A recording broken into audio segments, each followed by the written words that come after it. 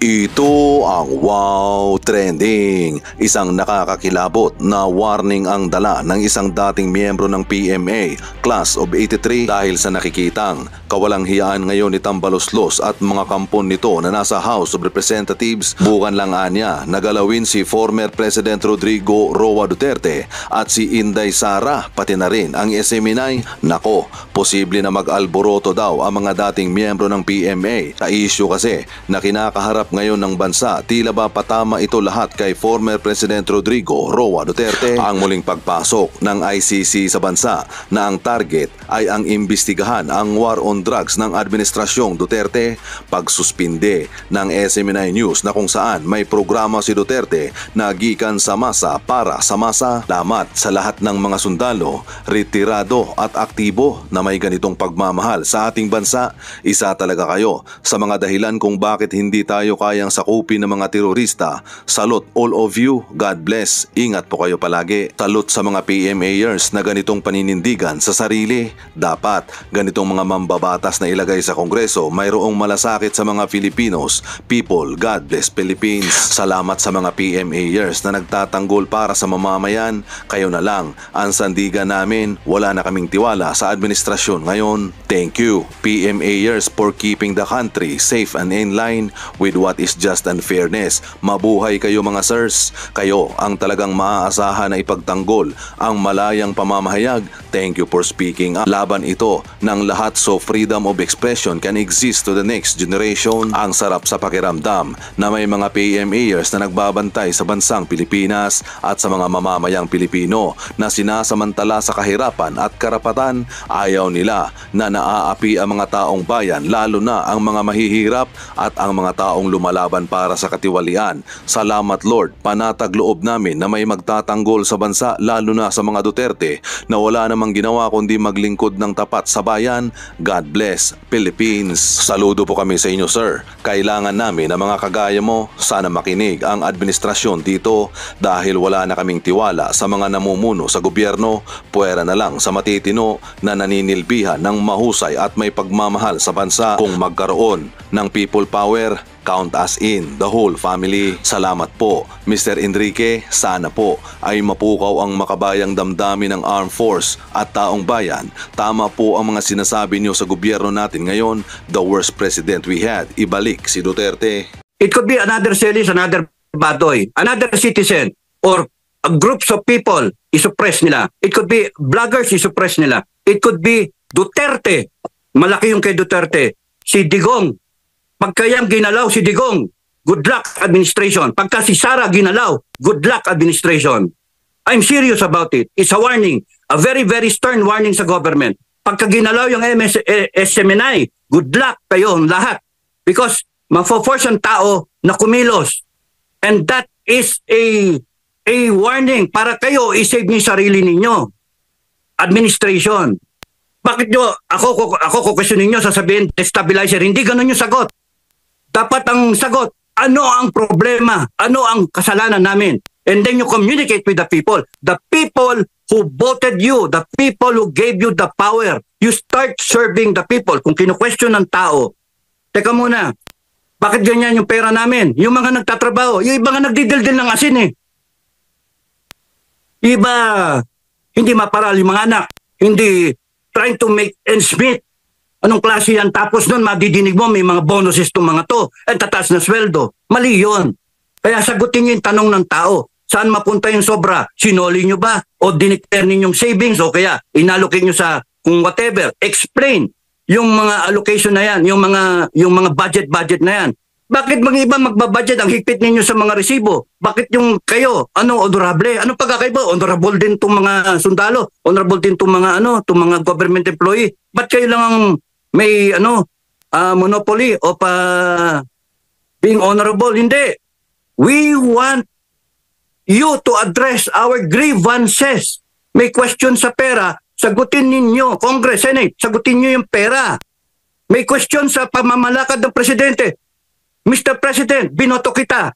Sagutin mo yung query ng mga tao, magpakita ka. They are looking for a leader. They deserve a leader. 31 million bumoto sa'yo, ang laki ng expectation. Ang problem doon, ang handicap ng administration, if I may say so, 1986, from there on, hanggang ng panahon ni Pinoy, ang habang panahon, ang haba ng pasensya ng Pilipino. Nung naisip ng militar, nagkamali tayo doon, bakit natin binigay sa sa civilian? Kasi civilian authority over the military. So, nagkamali tayo doon. At kaya ano nangyari? Sunod-sunod yung kudeta. Sunod-sunod. And then yung bloody nung 89, ayaw na ng military kasi tayo uniform to uniform, bakit tayo magpapatayan dahil sa mga politiko na yan? Hindi. Kaya yung nangyari yung kay Iraq, withdrawal of support ang nangyari. Kaya the armed forces is witness to that. Nung nangyari yan, yung mga nakaupo ngayon, panay mga high school pa lang sila, nanonood sila. At yung mga bata, tinatanong, bakit nagbabaril? Bakit binobomba yung Makati? Bakit binobomba yung ganito, yung Aguinaldo? Kaya nga lahat yan, we are all part of our own history. So hindi pwedeng pabayaan lang natin yan. Ngayon umiklaim pasensya ng tao, tama-tama dumating ang Duterte. Yung 6 na taon ni Duterte, may mga lapses merong mga maling ginawa. Fine. But you give him the credit. 6 na taon siya na pinakamagandang ginawa sa Pilipinas. So, credible siya sa tao. Kaya ang taas. Ang problema, yung nawala yung pasensya ng tao, yung past, nagkaroon ng standard yung tao.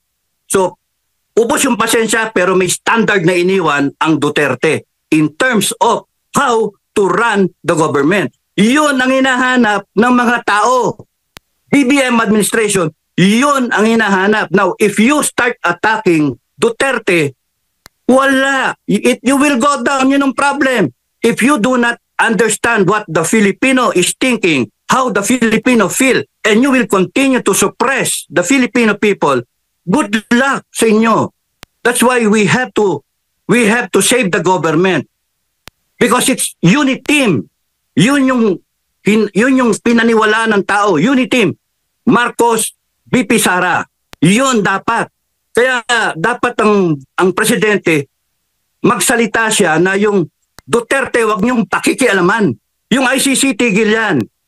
Yung CPP-NPA, tigil yan. Yung mga impeachment na sinasabi. Yung SMNI, isa pa yan.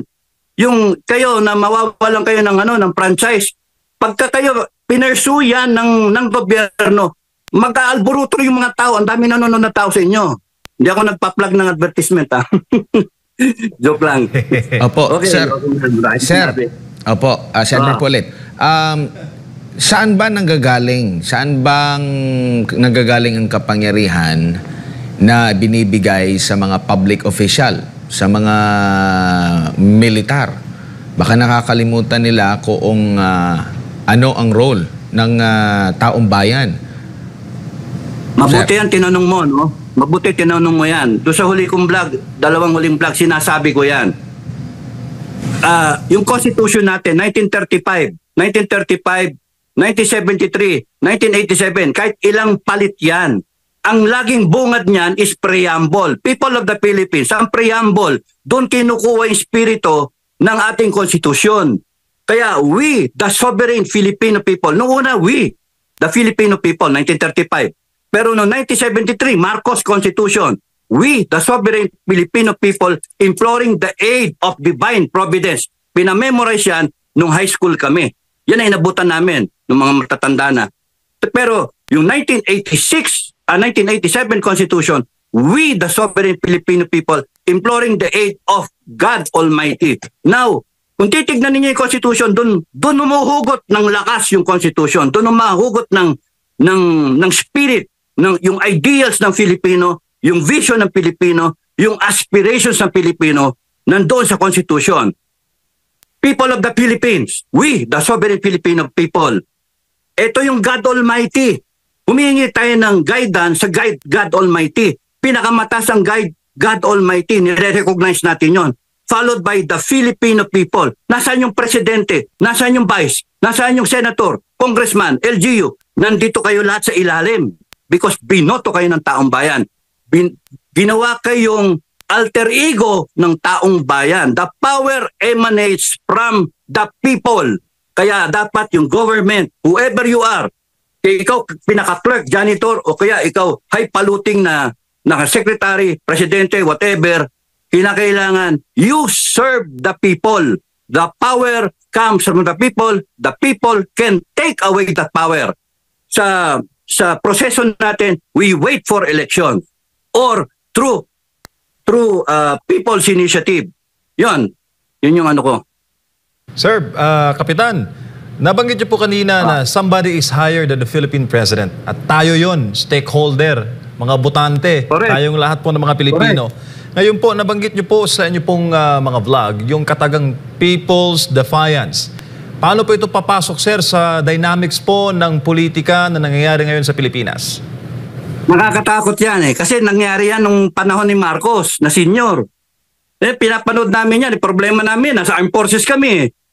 Ayaw namin yung orderan kami ng gobyerno na upakan to mga tao. Nung nagkaroon ng people power, ayaw namin orderan kami na upakan to mga tao. Nagrarally lang yung tao, in-express nila yung kanilang freedom of expression. Ayaw na nila sa gobyerno. Nagde-defy na sila. Nung before that people power, first, nagkaroon ng people's awareness. Yung kwento-kwento, ganyan-ganyan, chismis-chismis, share-share ng mga information. Ay, alam mo ba, si ganito, si ganon. So, nag-build up, nag-snowball. Hanggang sa aware na yung tao. When you have people who are aware, lalo na ngayon, it's very dangerous because merong social media. Ang daling malaman ng mga chismis. Meron pang mga puting ahas na sinasabi yung iba, no?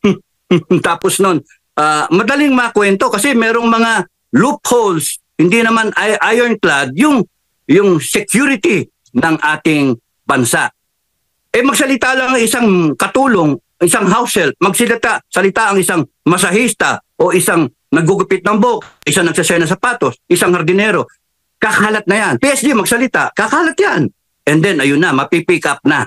So, ang hirap nung ganon. Na pagka nagkaroon ng awareness, susunod na yung indignation, galit ng tao, may anger na. Mas mag-elevate yan sa defiance. Pagka nagsabi yung tao, wag na tayo magbayad ng taxes kasi ay nila-explain kung paano ginagastos yung pere. Nag-certificate by liquidation by certification.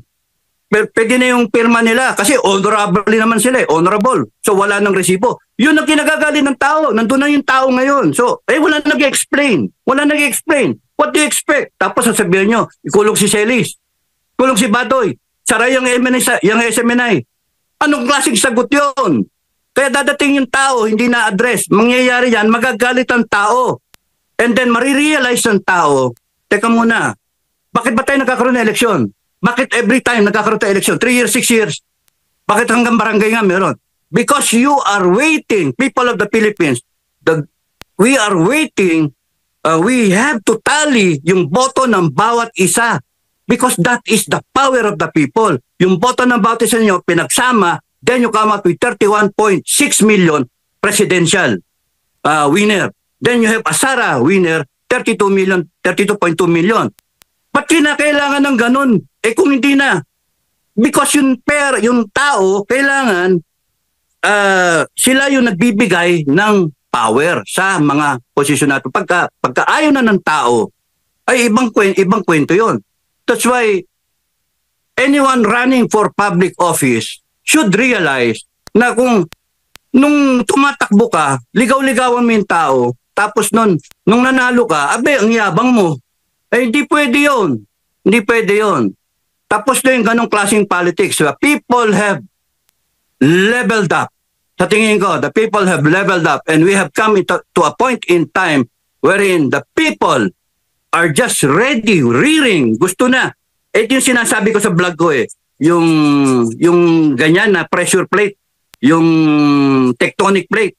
Ito yung administration, gumaganyan sila, napipiga, mga tao, hindi, nakikita ng tao yung suppression, yung oppression.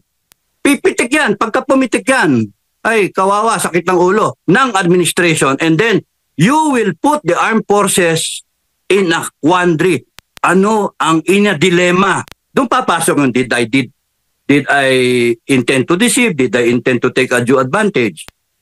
If you're not taking advantage of your position and you are supporting the Filipino people, wala. Doon sila. And meron na tayong history. Tierra. nag-withdraw. Kahit hawak nila yung Chief of Staff tsaka yung PNP, si Lacson, nag-withdraw sila. Bakit? 4-star kayo, mawawalan kayo ng command kasi yung 3-star pababa, hindi susunod sa inyo. Kaya para walang intact na lang. Nag-withdrawal of support.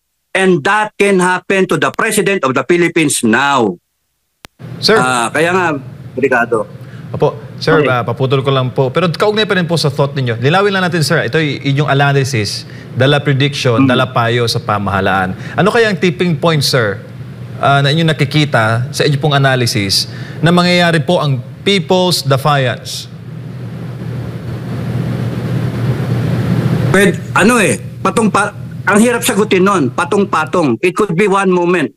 It could be another Celis. It could be another Celis, another Badoy, another citizen, or groups of people, isuppress nila. It could be vloggers, isuppress nila. It could be Duterte. Malaki yung kay Duterte. Si Digong. Pagkayang ginalaw si Digong, good luck administration. Pagka si Sara ginalaw, good luck administration. I'm serious about it. It's a warning. A very, very stern warning sa government. Pagka ginalaw yung SMNI, good luck kayo lahat. Because mafo-force ang tao na kumilos. And that is a warning para kayo i-save niyo sarili ninyo. Administration. Bakit nyo, ako kukwestiyonin nyo, sasabihin, destabilizer. Hindi ganun yung sagot.